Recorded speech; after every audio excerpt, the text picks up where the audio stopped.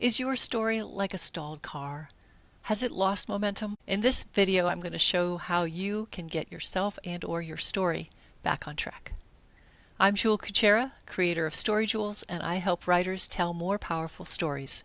Here's one example from Rosemary, who was a participant in StoryJoules Mastery. StoryJoules brought my book out of the drawer where it was hibernating and gave it life. When a book is stalled, we need to diagnose. Where's the problem? What's the trouble? Is it with the writer, with the story, both? Today I'm going to talk through a series of questions you can ask yourself in case you yourself are stalled, because, when you're stalled, it doesn't feel good. You may download the questions that I'm asking on the Story and Storyteller Diagnostic tool.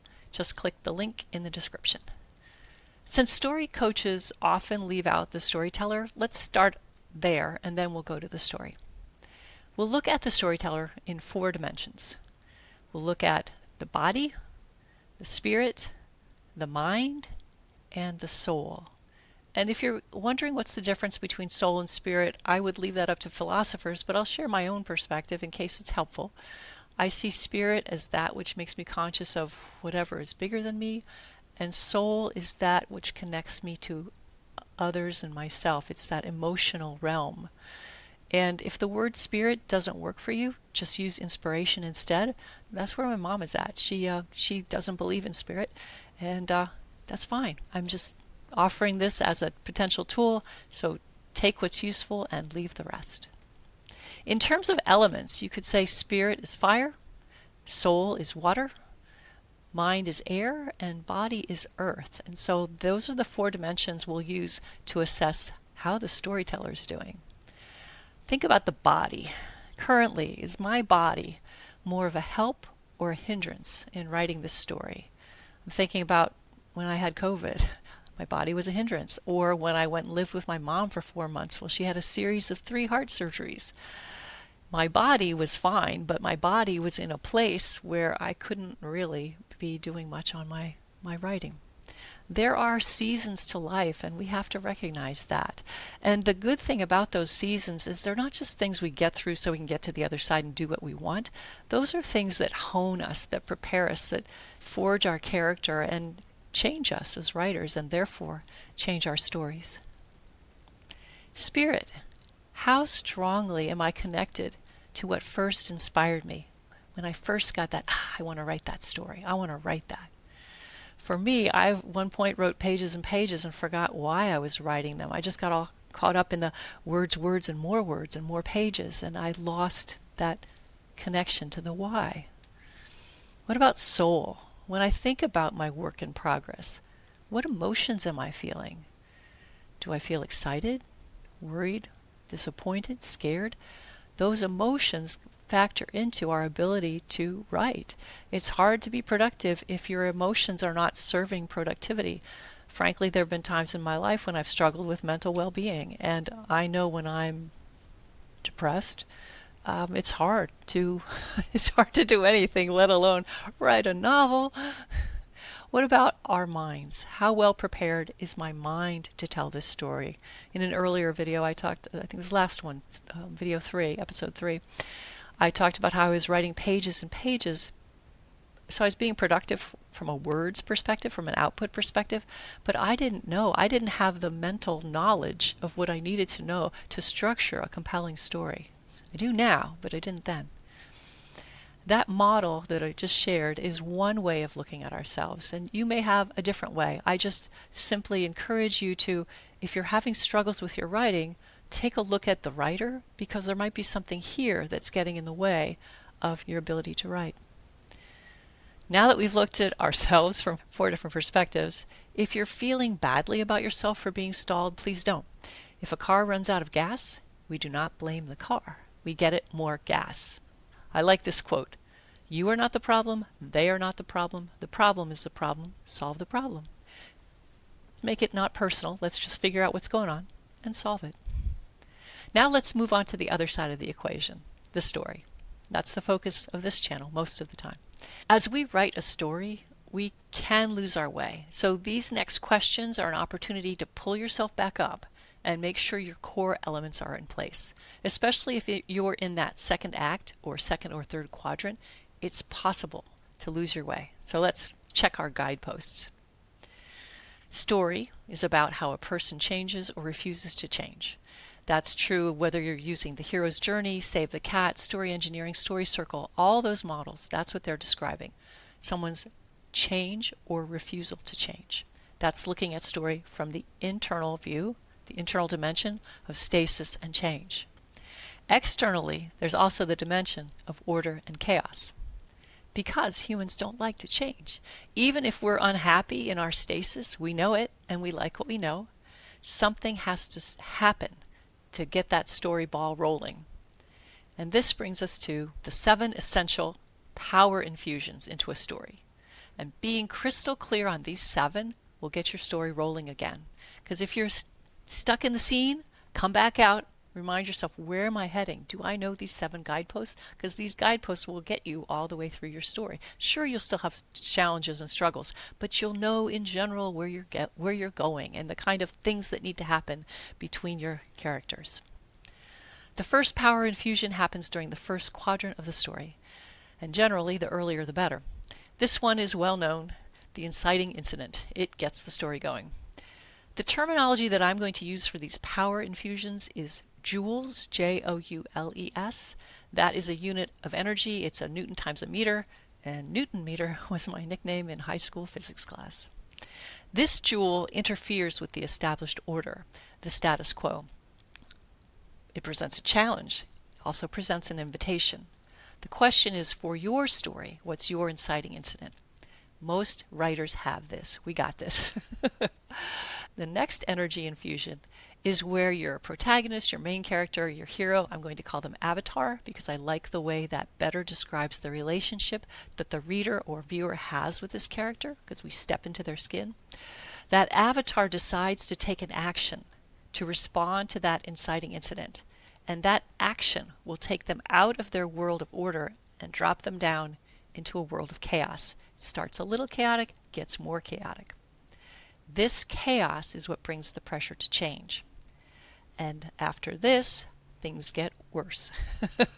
There's another Joule, a bigger Joule. This one shakes up a belief that the avatar had, and the belief is typically, oh, this won't be such a big deal, I'll just do this.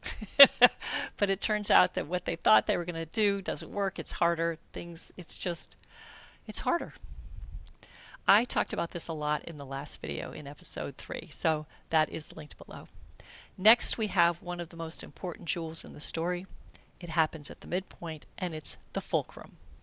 If you think about a teeter-totter, a seesaw, the fulcrum is where the teeter-totter flips from one way to the other way. And this is what happens with our avatar. They learn something. They have some aha, or they learn some information that gives them aha, which is, I've been thinking about this all wrong. And because I've been thinking about this all wrong, I need to change things. I need to change my strategy. This isn't, wow, I had no idea. The most important thing that happens for your avatar at this point is they shift from being reactive to proactive. Now at last, they're not letting just stuff happen to them. They are planning ahead. They are doing things. They are becoming proactive in their world. The question for you is, are the Joules that I've talked about so far, the inciting incident, the I gotta go, the shake up a belief, and now this midpoint, this mindset shattering midpoint, are these clear in your story? Have you clearly identified them? Do you understand what's happening both from the internal perspective and the external perspective, the internal dimension and the external dimension of your story? And especially, do you have this shift from reactive to proactive? Because if you don't, if they stay reactive, the story will be less satisfying. And I can give an example. So I wrote a couple of fables, and this one, the avatar is reactive all the way through. Pretty passive, and this one, they are not. They rock their world. I didn't know StoryJoules when I wrote the first one. I wrote that 10 years ago. All right, so the good news is that they've moved from reactive to proactive. But all is not rainbows and unicorns. Our dear avatar is going to have a horrible experience. It's chaotic, it's awful. They will lose something that they held most dear. Of all the bad things that could have happened, this is the worst. As a result of that, they feel the ultimate pressure to change. Because the most horrible thing about this is, in hindsight, as they're wallowing and thinking about this, they realize, I caused this, not entirely, but I had a big contribution to it. And that contribution happened because they hadn't fully changed. They kind of went back into old behaviors. So that is the realization they have. I got to change and mean it. And as a result of that, they emerge from their wallowing with full conviction. I am returning to the problem that's been dogging me this whole time. There's no going back. I'm acting different. I'm being different. Not just I'm doing different, I'm being different. This is the place from here on out where many stories go wrong. And in fact, this one in an earlier draft went wrong. Yes, because what happens is, as writers, we want to spare our avatar any more pain. So we want them to have this realization and then skip ahead to the happy ending.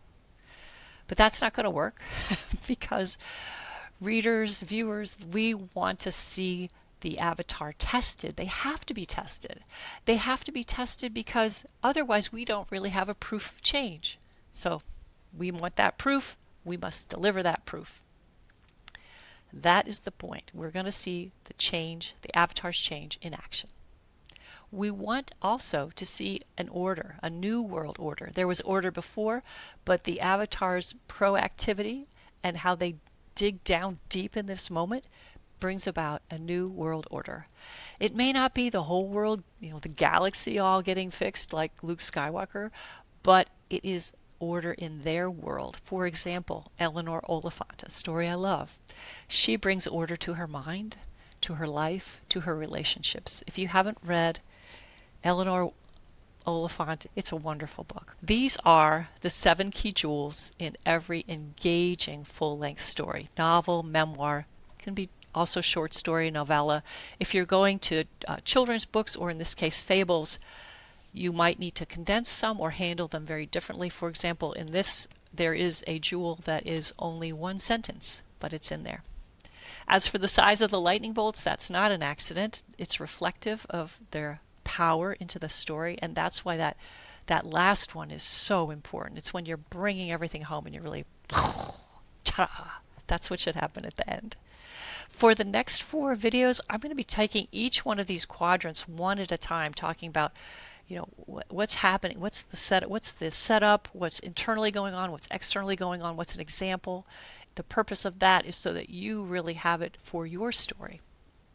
If you've downloaded the diagnostic, you'll be on my email, so you'll know when those videos come out. Make sure you don't miss out. And speaking of that diagnostic, what did it show you about your story, or you as a storyteller, or both? Let me know in the comments, or if you have questions, please ask. This is a small channel. I can answer. And I'd love to, because that's why I'm here. I'm here for you. And I'd like to help you with your story. Thank you for being here. Next up, we're going to jump into a Gladiator series, 1 video per quadrant. You'll be able to see how the StoryJoules operate in that story and apply the lessons to your own, even if you're not writing a sword and sandals story. Gladiator isn't really about the battles. It's about strength and honor, and the choice you make when the choice will cost you, or could cost you, everything. Take care. See you next time. Tally ho.